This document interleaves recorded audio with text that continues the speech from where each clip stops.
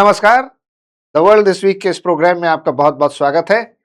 आज बात करेंगे हफ्ते भर की सुर्खियों पर, जिसमें खास तौर से सतलुज फिल्म से जुड़ी कंट्रोवर्सी और ईरान के सर्वोच्च धार्मिक नेता खामेनेई का जो अंतिम संस्कार हुआ उसके विषय में बातचीत करेंगे। साथ ही जानेंगे जो हमारे देश में अभी मानसून सत्र शुरू होने जा रहा है वो कितना महत्वपूर्ण है, कितना हंगामेदार होगा और क्या उसके मायने हैं। और आखिर में प्रधानमंत्री श्री नरेंद्र मोदी की इंडोनेशिया और कुछ देशों की जो यात्रा आजकल उन्होंने जारी की हुई है, जहां वो गए हुए हैं, उसके क्या मायने और मकसद हैं। इन्हीं तमाम विषयों पर बात करेंगे अपने एक्सपर्ट अभिषेक सर के साथ, और ये भी जानेंगे कि ये सारी खबरें हमारे लिए क्यों महत्वपूर्ण हैं और उनकी गहराई से विश्लेषण करने की कोशिश करेंगे। अभिषेक, सबसे पहले तो ये बताइए कि जो ईरान के सर्वोच्च धार्मिक नेता खामेनेई साहब का इतने लंबे दिन के बाद अंतिम संस्कार के रूप में पूरे दुनिया और देश से लोग इकट्ठा हुए, उसका इतना महत्वपूर्ण संदेश क्यों समझा जा रहा है और किस मायने से वो भारतीय विदेश नीति के लिए महत्वपूर्ण है, देश और दुनिया के लिए उसका क्या महत्व है? सर 28 फरवरी को जब अमेरिका ने स्ट्राइक किया था ईरान पर, तब खामनेई की उनके फैमिली मेंबर्स के साथ डेथ हुई थी, जिसमें उनकी ग्रैंड डॉटर भी थी। 14 महीने जो उनकी ग्रैंड डॉटर हैं उनकी भी डेथ हुई थी। और 4 महीने के बाद अब खामनेई का ये जो फ्यूनरल पूरा प्रोग्राम है, इसको 4 जुलाई से शुरू किया गया और 9 जुलाई को उनका फाइनल क्रीमेशन होगा। अलग अलग शहरों से वो जा रहा है। ईरान से इराक भी जाएगा। इराक में भी कुछ शहर हैं जो शिया कम्युनिटी के लिए बहुत महत्वपूर्ण है। फिर वहां से फाइनली ईरान आएगा, फिर ईरान में 9 तारीख को होगा। और 2 करोड़ से ज्यादा लोगों को इकट्ठा करने की वहां पर कोशिश है। और इस सेंचुरी का माना जा रहा है, सदी का वो सबसे बड़ा ये प्रोग्राम ऑर्गेनाइज हो रहा है ईरान में, जहां तेहरान की सड़कों पर खामनेई के लिए जो सपोर्ट है वो देखने को मिल रहा है। लोग रो रहे हैं लिटरली। और वहाँ death to America, death to Israel, तमाम तरह के नारेबाजी भी मुझे हो लगता रही है है। वर्ल्ड कम्युनिटी को ईरान की जो मौजूदा सरकार है वो एक मैसेज भी देना हाँ, चाहती है कि मैसेज भी। देखिए हाँ, खामनेई साहब के लिए कितना लोगों के मन हाँ, में प्रेम है, सम्मान है, जी, जी, समर्थन जी। है। बिल्कुल, बिल्कुल। हाँ, और ये 2 करोड़ जो इकट्ठा किए जा रहे हैं ईरान में, ये ईरान ने नेशनल हॉलिडे डिक्लेयर कर रखा है और पूरा उसका वहाँ पर एक तरीके से ऑर्गेनाइज किया जा रहा है। बसें चलाई जा रही, ट्रेन चलाया जा रहा है। कि जो ज्यादा से ज्यादा लोग आए आसानी से पहुंच हाँ। सकें। और तेहरान की सड़कों पर यहाँ तक कि वाटर स्प्रिंकलर्स लगाए गए हैं, जिससे गर्मी का लोगों पर असर ना हो पाए। तो ईरान कहीं ना कहीं दुनिया को ये क्लियर कट मैसेज दे रहा है कि देखिए 40 से ज्यादा देश के रिप्रेजेंटेटिव वहां पहुंचे। भारत की तरफ से भी मोदी जी नहीं गए, लेकिन एक हमारा डेलीगेशन गया था। एक डेलीगेशन गया। बिहार के गवर्नर जी, सैयद हाँ। अता हसनैन साहब गए थे और ये महबूबा मुफ्ती भी गई थी और अलग अलग रिलीजियस लीडर्स भी गए थे वहां पर। तो ईरान एक ये मैसेज दे रहा है कि ईरान अमेरिका और इजराइल को खास तौर से कि पावर शो ऑफ हो रहा है। हाँ, मतलब ट्रंप जिसको एक्सिस ऑफ इविल मान रहे थे, हाँ। वो कितना रिस्पेक्टेबल लीडर था। हाँ। उसका कौम में कितना बड़ा कद था। और ट्रंप जो रिजीम चेंज कराना चाह रहे थे वो नहीं हुआ। एक तरफ हम देख रहे थे खामनेई के खिलाफ लोग सड़कों पे उतरे हुए थे। जब उनकी डेथ हुई तो लोग सेलिब्रेट भी कर रहे थे और जनवरी के महीने में लोगों ने खामनेई के खिलाफ भी विरोध किया था, उनके रिजीम के खिलाफ किया था। बट आज उसी ईरान में आप देख लीजिए, खामनेई के फेवर में, सपोर्ट में इतने लोग सड़कों पर उतरे हैं। कहने अमेरिका जो ये वहम दुनिया के सामने फैलाने की कोशिश कर रहा था कि ईरान के जो खामेनेई साहब हैं उनके लोग ही उनके मुखालिफ हैं, दरअसल ऐसा नहीं था। नहीं है, बल्कि वो बड़ा गमजदा हैं और बहुत ही न सिर्फ गमजदा हैं बल्कि गुस्से में भी हैं। जिस तरीके से अमेरिका ने उनको जैसे मुस्लिम कम्युनिटी में एक जो है एक आप शैतान को पत्थर मारा जाता है। हाँ। तो अभी कल ईरान में तेहरान की सड़कों पर ट्रंप का और नेतन्याहू का वहां पर पोस्टर लगाया गया और उस पर लोगों ने पत्थर मारा है। ये दिखाने के लिए कि ये शैतान है जिन्होंने खामनेई को मारा। और 1989 में जब खुमाइनी की डेथ हुई थी तो ऐसा ही पूरा वहां पर प्रोसेशन निकला था, पूरा सेम ऐसे ही प्रोसेशन था और उसमें भी करोड़ों लोग थे, लेकिन उससे ज्यादा लोग इसमें प्रेजेंट हो रहे हैं। 2 करोड़ से ज्यादा लोगों का माना जा रहा है कि 9 तारीख को लोग वहां पर आएंगे। तो एक ये इतना ग्रैंड स्केल पर जो ये हो रहा है, वो भी तब जब ईरान की इकोनॉमी इस समय एकदम फ्रेजाइल है, पूरी उनकी जो करेंसी है वो खस्ता हाल हो चुकी है। उसके बाद भी ईरान की और गवर्नमेंट वहाँ का सिविल इंफ्रास्ट्रक्चर भी लगभग खत्म हो चुका है, मिलिट्री है। इंफ्रास्ट्रक्चर भी खत्म हो चुका तो है। ईरान ये दुनिया को एक मैसेज दे रहा है, पावर शो ऑफ कर रहा है वो, इसीलिए इतना ग्रैंड स्केल पर ये फंक्शन ऑर्गेनाइज हो रहा है।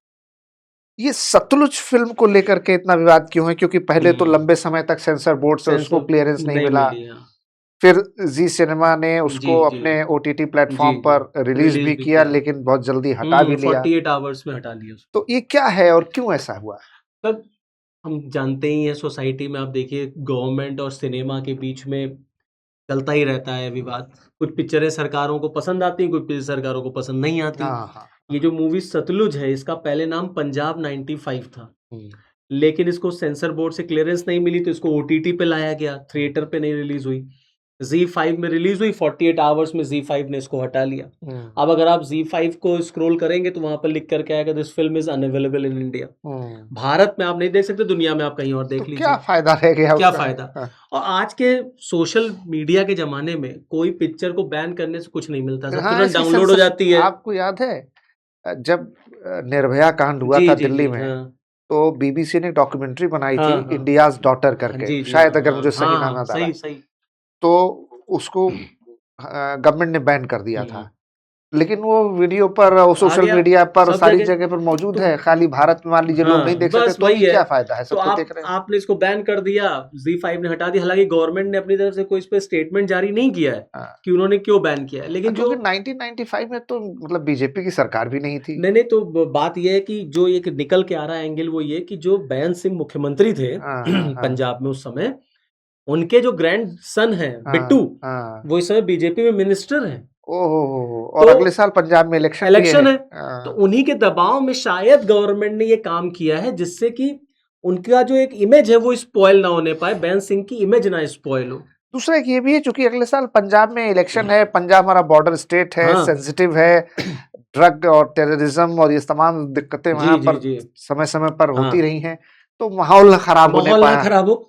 और इस फिल्म में जहां तक मैंने जो इस फिल्म के बारे में देखा सुना पढ़ा, इसमें जो सिख टेररिज्म था पंजाब में 90s के डिकेड्स में, उसको बड़ा ग्लोरीफाई करके दिखाया गया है। और सरकार, इस फिल्म में एक सीन है जिसमें बेअंत सिंह की कार पर अटैक होता है, तो इस फिल्म में दिखाते हैं कि एक सिख लड़का जो है, ड्राइवर जो है, उनकी कार को फिदाइन अटैक से उड़ा रहा है और बड़ा उसको ग्लोरीफाई किया गया है। और पुलिस को, प्रशासन को, सरकार को एक विलेन के रूप में दिखाया गया है, नेगेटिव दिखाया गया है।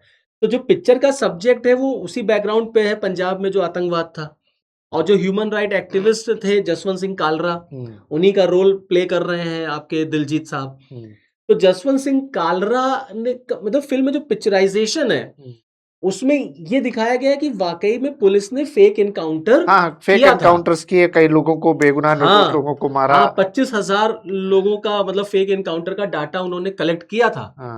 और केपीएस गिल साहब ने सर एक लेटर भी लिखा था आई.के. गुजराल साहब को, प्राइम मिनिस्टर को, तो उसमें उन्होंने एक बात एक्सेप्ट भी किया था कि देखिए ऐसा है कि अब मैं साइलेंट नहीं रहूंगा, क्योंकि पुलिस को मतलब वहां पर टारगेट किया गया, और जब ये सारा पूरा मैटर चला तो उन्होंने ये बात मानी कि जब पुलिस कोई ऐसा एक्शन लेगी किसी भी कंट्री में, कहीं पर भी जो सेपरेटिज्म है और आतंकवाद से अगर हमें निपटना है, तो ऐसा बिल्कुल भी नहीं है कि पुलिस के सारे एक्शन बड़े सही ही होंगे।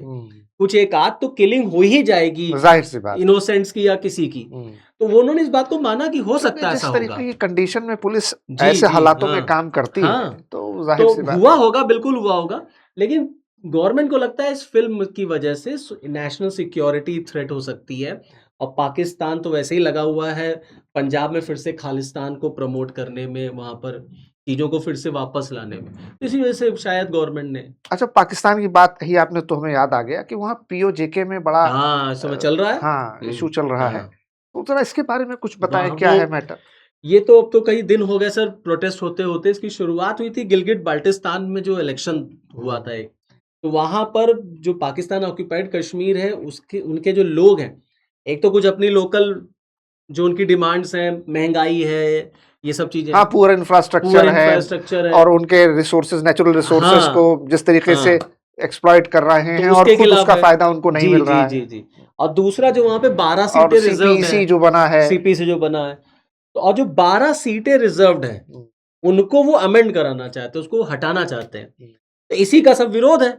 जब वो विरोध हुआ उस दिन, तो जो मुनीर की आर्मी है, जो पाकिस्तान सरकार है, उसने जिस तरीके से उसको डील किया, उसमें जो जो हत्याएं हो गई, अब उसके खिलाफ वहां पर विरोध प्रदर्शन शुरू हो गया। तो उसमें पीओके इज नॉट पाकिस्तान, और पीओके की तरफ से भी एक वीडियो भी वायरल हो रहा है जिसमें भारत सरकार से जो है हेल्प मांगने जाने का वीडियो है कि गवर्नमेंट उसमें इंटरवीन करे, इंडियन गवर्नमेंट। कुल मिलाकर के यही इशू वहां पर चल रहा है। चलते चलते एक बात मानसून सत्र की भी कर लें, और हमारे प्राइम मिनिस्टर की जो इंडोनेशिया विजिट इंडोनेशिया है और यात्रा जो है। साउथ ईस्ट जी एशिया के जी देशों में गए हैं, जी जी तो पहले तो आप ये बताएं कि साउथ ईस्ट एशिया, इंडोनेशिया के खास तौर से जिस तरीके से उनका जी। एस्कॉर्ट किया गया, उनको एयर जैसे वो एस्कॉर्ट लैंड, किया, हाँ, उनके एयर एयर एस्कॉर्ट किया, स्पेस में गए, और उसके बाद उनका बड़ा वार्म वेलकम बहुत हुआ, वार्म वेलकम हुआ। प्रेसिडेंट ने खुद खुद आए उनको, थे, खुद हाँ, आए थे। तो बड़ा इसको एक पॉजिटिव सिग्नल देखा जा जी रहा जी। है। पूरी इस विजिट के क्या मतलब है भारत के लिए, और फिर मानसून सेशन के बारे में कुछ बताएं। अच्छा सर, आजकल मैंने ऑब्जर्व किया, ये बड़ा एक फैशन भी हो गया, जब पीएम साहब का प्लेन कहीं एयर स्पेस में हाँ, जाता इधर है तो आमतौर पर वो चाहे बड़ा कॉमन सा हो गया है। हाल के दिनों में हाँ, जितनी यूएई जगह, गए थे, हाँ, वहां पर भी, हाँ, हाँ, अभी देखिए इंडोनेशिया गए तो वहां पर भी। जहां तक रही बात इंडोनेशिया की सर, तो एक तो इंडोनेशिया आसियान का मेंबर है, और आसियान में इंडोनेशिया सबसे बड़ा देश है। और आसियान की अगर हम कंट्रीज को देखें तो इसकी इकोनॉमी जो है वो second largest economy ASEAN countries में आती है ठीक इंडोनेशिया की। बात है। वो अलग बात है कि इस समय इंडोनेशिया कुछ इकोनॉमिकल हाँ, प्रॉब्लम्स को और फेस कर थोड़ा रहा है। वहाँ पे पॉलिटिकल इकोनॉमिक जी जी। टर्मोइल चल रहा हाँ, है, और उथल डॉलर पुथल के मुकाबले जो उनका इंडोनेशियन रुपी है वो भी बहुत कमजोर हो गया है। कमजोर हो गया। 10,000 तक आ गया है, $1 बराबर 10,000 इंडोनेशियन रुपी। तो उसमें इंडिया बड़ा इंपॉर्टेंट रोल प्ले कर सकता है।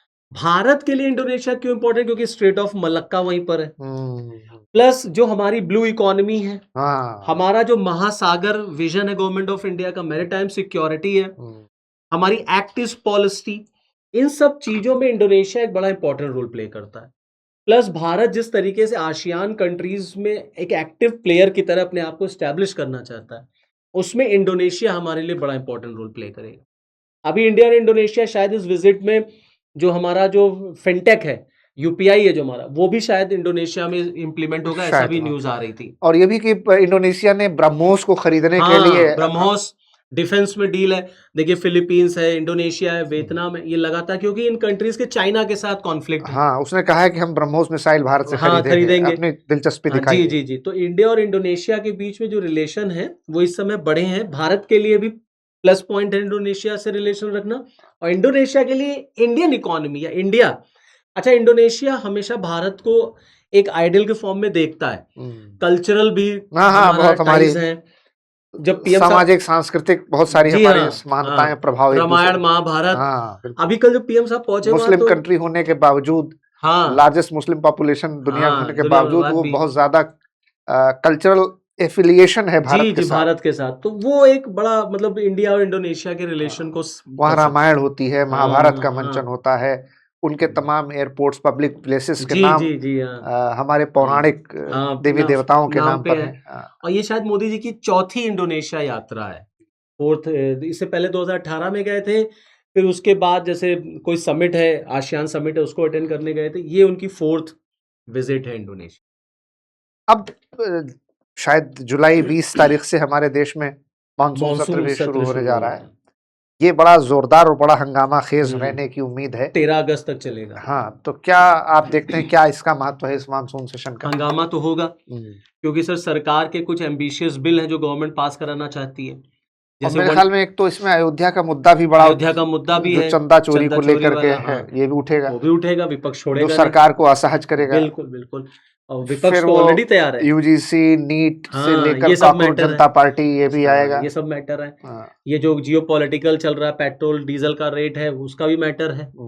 गवर्नमेंट की अगर हम बात करें तो गवर्नमेंट इसमें 130th अमेंडमेंट बिल पास कराना चाहती है, पीएम और सीएम वाला जो था, कि अगर 5 साल के ऊपर आपके ऊपर कोई केस लगा हाँ, जिसमें आपको 5 साल की सजा हो सकती है हाँ और जिसमें आप 30 दिन 30 लगातार अगर जेल हाँ में रह जेल में गए रहे तो अपने आप आपकी जी जी जी पोजीशन आपसे हाँ वेकेंट हो हाँ जाएगी। तो वो बिल इसी में मानसून सेशन में है उम्मीद क्योंकि जेपीसी में वो बिल चला गया था 17 तारीख को जेपीसी जो है उसको गवर्नमेंट को दे तो रही है विमेन रिजर्वेशन, पीएमसीएम, जी हाँ डिलिमिटेशन, डिलिमिटेशन तो ऐसे कर लीजिए 130 है तो 131st हाँ, अब इनको पास कराने के लिए 2/3 बहुमत चाहिए हाँ, उसके लिए सब चल ही रहा सब चल ही रहा है है। पिछली बार जब 17 अप्रैल को ये डिलिमिटेशन गिरा था हाँ, तो 54 जो वोट्स थे उससे ये लोग शॉर्ट थे हाँ, 298 शायद वोट चाहिए। मिला था हाँ, अब हाँ, की मिला था। मिला था अब की बार इनको 41 और चाहिए हाँ, क्योंकि अभी एनडीए का पूरा मैं देख रहा था 319 है इनके पास हाँ, टीएमसी टूट गई हाँ, 28 में से 20 चले गए हाँ,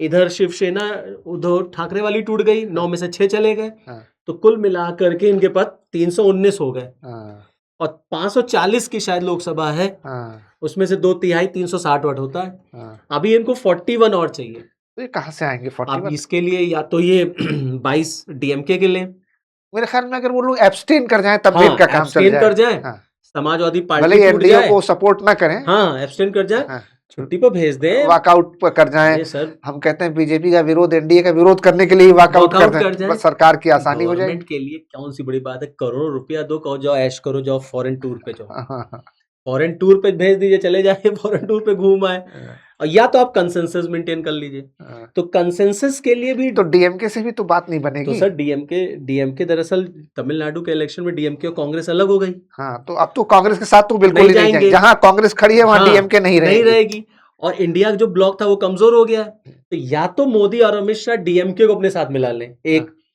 समाजवादी पार्टी टूट जाए हाँ, वो बात ठीक है ये बड़ा टफ टास्क है 41 लाना इतना इजी नहीं है और जो आप कह रहे थे नहीं कि ये या तो ये एब्सटेन कर जाए यही है। सपा और डीएमके हाँ या दूसरे छोटे जी मोटे जी दल हाँ जिनके हाँ और हैं, भाई सपा तो हाँ हाँ लार्जेस्ट है, वो निर्दलीय जो है वो भी हाँ, आ जाए हाँ, सपोर्ट कर दें या एब्सटेन कर ये दें। एब्सटेन कर दे एब्सटेन वाला जो है फॉरेन टूर वाला जो है ये मुझे ज्यादा अच्छा लग रहा है कि एब्सटेन कर ले पैसा डालो अकाउंट में सबके सब घर बैठेंगे तो क्या होगा ये तो आने वाला वक्त बताएगा। देखते रहिए द वर्ल्ड दिस वीक, जुड़े रहें, शेयर करें, सब्सक्राइब करें और लाइक जरूर जरूर जरूर करें। और अगर आपको लगता है कोई ऐसा साप्ताहिक मुद्दा, सुर्खी, संवेदनशीलता जिसके साथ जुड़ी हो, जो आप जानना, सुनना और समझना चाहते हैं, तो कमेंट बॉक्स में लिखकर बिल्कुल हमें जरूर बताएं। बिल्कुल बताएं हम लोग उस पर जरूर प्रोग्राम करेंगे। आपके सहयोग, आपके समर्थन की बहुत आवश्यकता है। बहुत बहुत धन्यवाद। जय हिंद। धन्यवाद जय हिंद